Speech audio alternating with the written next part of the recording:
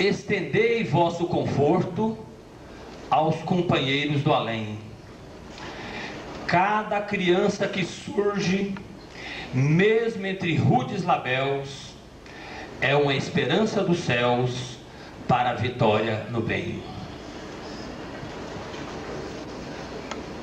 Hermanos, vou esclarecer que não consigo hablar seu idioma. Portanto, nós outros vamos no idioma brasileiro, usando eventualmente algumas expressões em espanhol. Mas vamos também trabalhando com a linguagem universal, que é a linguagem do amor. Muito bem. Existe um problema muito discutido e pouco estudado, chamado superpopulação, chamado explosão demográfica. Todas de 70, ele mesmo, o próprio diretor, realizou mais de 5.000 abortos naquele ano. Era um profissional, era um doutor. Ano seguinte, um ano depois, Dr. Bernard Knightson assume agora a direção de uma outra unidade, assume a direção do Hospital São Lucas em Nova York. O que acontece?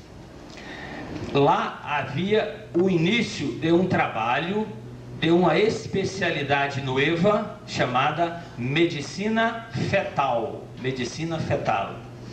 Uma medicina destinada a tratar, a cuidar, a operar, a intervir para promover a vida de fetos, de seres humanos na vida intrauterina, intraútero.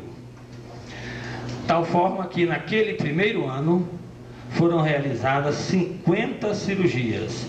Houve então um grande avanço, um grande estudo acerca da embriologia, acerca da genética, surgiram então equipamentos para melhor estudar a vida intrauterina, como por exemplo a ecografia.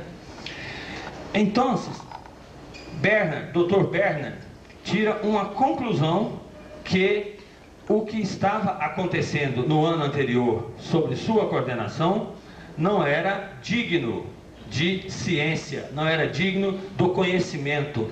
Ele compreendeu plenamente que o ser humano intraútero é um cidadão e que deve gozar de todos os direitos que o cidadão da vida extrauterina, da vida comum, deve gozar.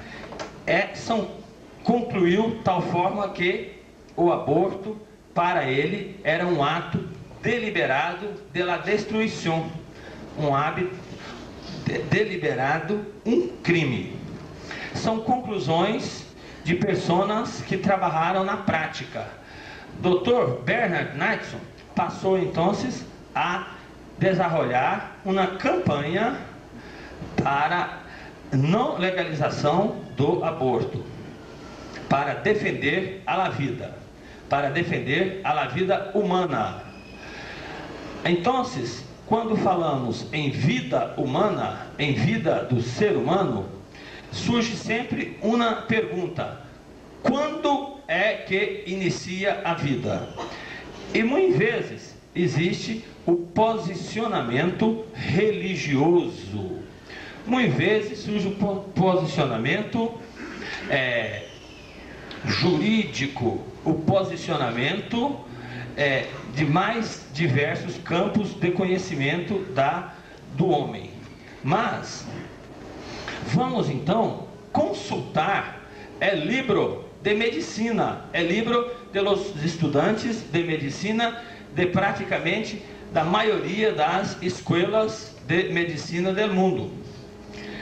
Quando eu era estudante, 20 anos atrás, era adotado este livro da doutora Kate Morin, já era adotado.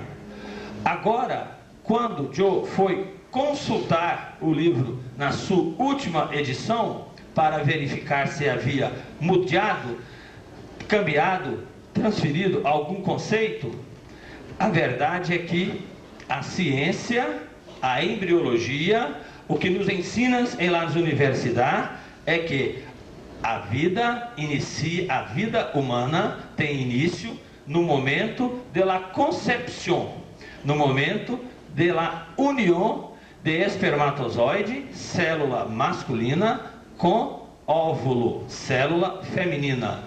Esse é o momento mágico do início da vida.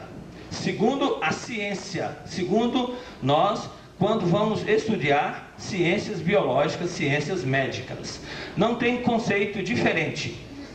Muito bem, fica claro onde inicia a vida humana. Vida humana inicia exatamente nesse momento mágico, onde metade da carga genética une com a outra metade da parte genética e forma um novo ser sui generis, um novo ser completamente distinto dos seres anteriores e um novo ser que nunca mais vai existir outro igual. Então, só caso muito particular de gêmeos univitelinos. Mais um. Acá está o espermatozoide, uma célula, podemos assim dizer, pequena, chiquita. Acá está um óvulo, uma célula com muitos nutrientes, uma célula enorme. Quando o espermatozoide encontra com o óvulo, surge então, inicia então a vida humana, a jornada da existência humana, da vida humana. Mais um. Volta um. Retorna. Só para nós outros conhecermos rapidamente, por favor. Ok. Acá está a estrutura de aparato reprodutor feminino, onde nós outros vamos observar o caminho do espermatozoide para que ocorra a fecundação.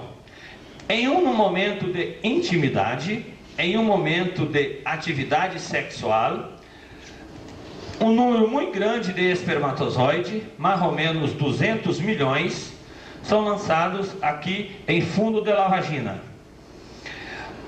O espermatozoide mais apto, o espermatozoide mais ligeiro, que tem mais glicose, que tem mais possibilidade, ele, por movimentos de seu instrumento chamado flagelo, ele vai ter oportunidade de chegar a cá, onde o ovário feminino, naturalmente, liberou óvulo, que foi apanhado pela trompa ou pela tuba uterina, e nessa região, terço distal, é onde ocorre o fenômeno mágico de la fecundação, de la concepção, de la início de la vida. Acá. Muito bem. Mais um. Mais um. Para frente, para adelante.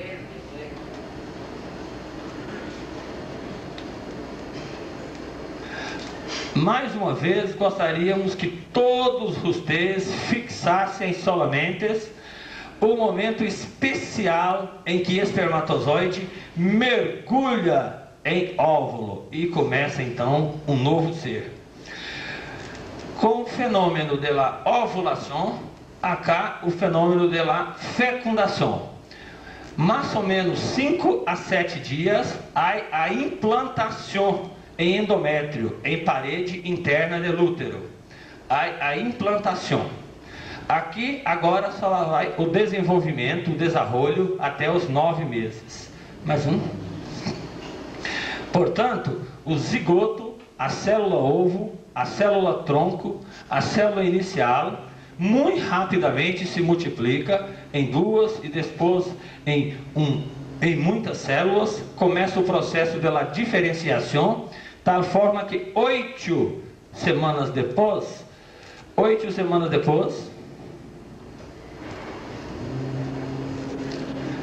nós vamos encontrar um chiquito, um feto, já com sua função cardíaca, com sua pulsação. Com 7 semanas é plenamente possível identificarmos o neném, o ser humano, totalmente completo, faltando tão somente o desenvolvimento das estruturas. Acá então não podemos nunca negar que acá há vida, muita vitalidade.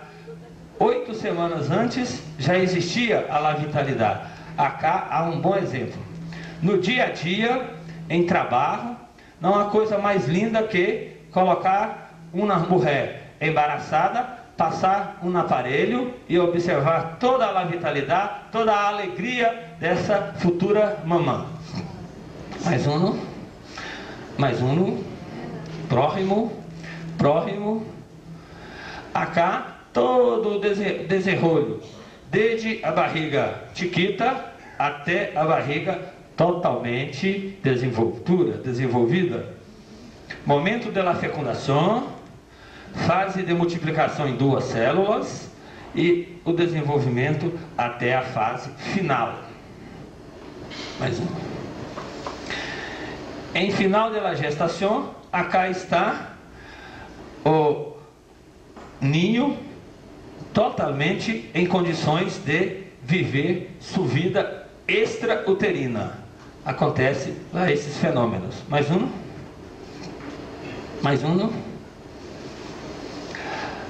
Nós outros mostramos de forma muito rápida a concepção, o aspecto científico.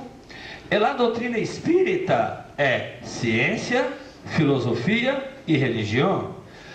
Vamos então vermos nesse instante algumas informações da doutrina espírita acerca desse assunto. Quando nós outros falamos sobre espiritismo, sobre doutrina espírita, nós temos uma base. A base, os livros de Allan Kardec. Seu primeiro livro, o livro básico, em que há desdobramento em outros livros, é Livro dos Espíritos. Vejamos algumas. É um livro constituído de questionamentos. Portanto, vejamos alguns questionamentos com suas respostas.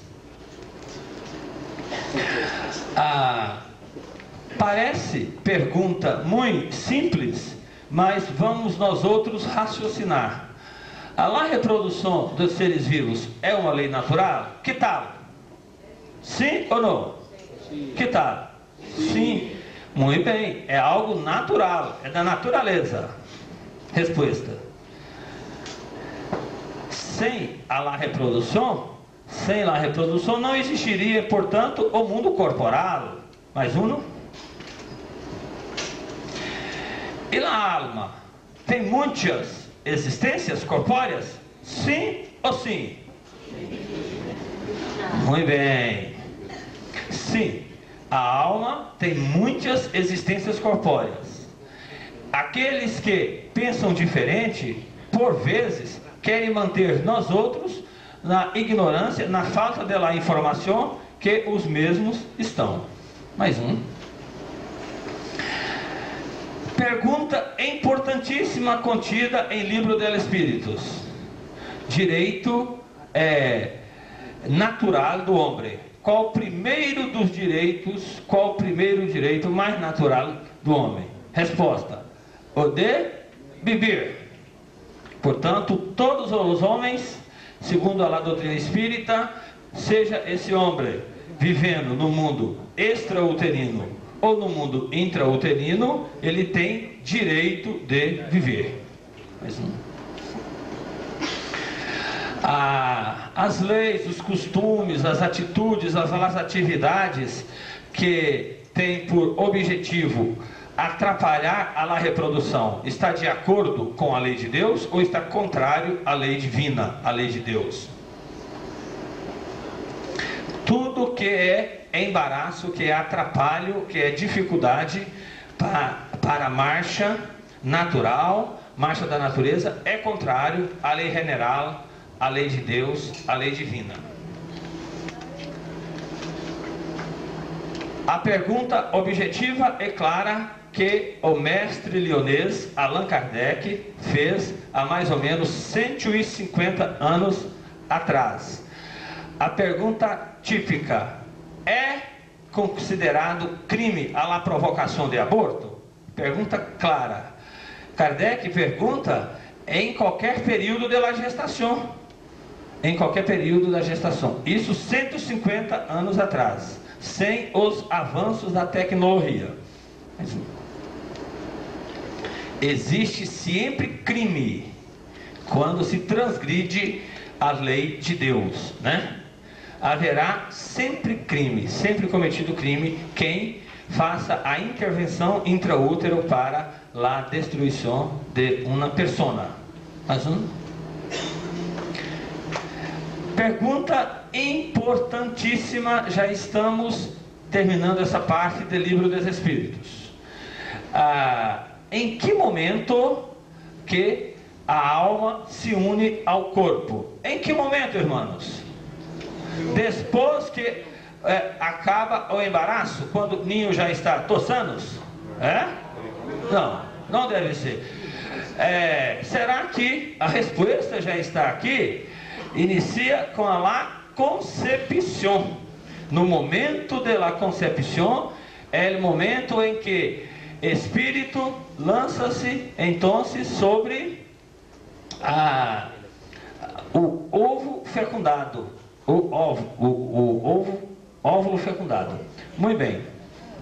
Mais uma. Agora a pergunta da população, da explosão demográfica. Allan Kardec havia feito essa pergunta aos espíritos há 150 anos atrás, período em que estava em voga, muito em voga, a teoria de Malthus, teoria malthusiana, onde havia uma discussão já da importância da controle. Muito bem. Olha a pergunta, mire a pergunta e mire a resposta. A posição da doutrina espírita acerca dessa preocupação justa e honesta dos estudiosos em relação, em cerca do aumento populacional, acá está. A resposta é clara: não haverá excesso. A resposta é não, não haverá. Deus a isso provê, mantendo o equilíbrio. O homem que só vê um ângulo, um tiquito do quadro geral da natureza, não está autorizado a julgar o conjunto como um todo. Muito bem. Aí está a resposta. Precisamos, pois, de desdobrar melhor esta resposta. Mais uma. Nós outros, um dia, chegaremos do outro lado da vida. E ao chegar, será lançado uma pergunta para todos nós. A pergunta será sacada da nossa consciência. E a pergunta será: que fizeste do filho, que fizeste do filho confiado à vossa guarda? Que fizeste?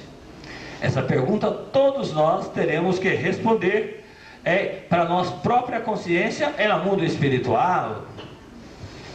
Mais um. Lá em nosso país, em Brasil, que aliás gostaria de traduzir aqui, um abraço de todos os brasileiros para os cubanos e todo o Centro-América, todos os irmãos acá. Lá, nós outros estudamos muito livros psicografados por Francisco Cândido Xavier, por Chico Xavier. Muitos livros de autoria de um espírito muito esclarecedor chamado Emmanuel. E Emmanuel nos ensina em um livro chamado Roteiro, na lição de número 9, que existe ligados ao planeta Terra mais ou menos 2 bilhões de espíritos conscientes. São alunos matriculados em uma grande escola, em um grande educandário chamado planeta Terra. A Terra funciona para nós outros como uma escola. Muito bem. Atualmente, a população humana mundial está cerca de 6,4 bilhões de seres humanos. Portanto, vamos raciocinar. Se existe 20 bilhões de espíritos matriculados, há aqui em nossa escola 6 bilhões dentro de sala de aula, matriculados em corpo de carne, e mais ou menos 14 bilhões de espíritos esperando a oportunidade de la reencarnação, de ingresso. E há também um processo simples, à medida que vai adentrando espíritos em corpo de carne, existe um sistema natural de espíritos despedir de corpo de carne para ir ao mundo espiritual. Portanto, fiquem tranquilos, não vai faltar para vocês, para nós todos, anjo da guarda. Há sempre um espírito do outro lado. Muita atenção, que também não vai faltar, não há de faltar espíritos que possa trazer alguma perturbação. Portanto, buscamos a melhorar sempre nossa sintonia.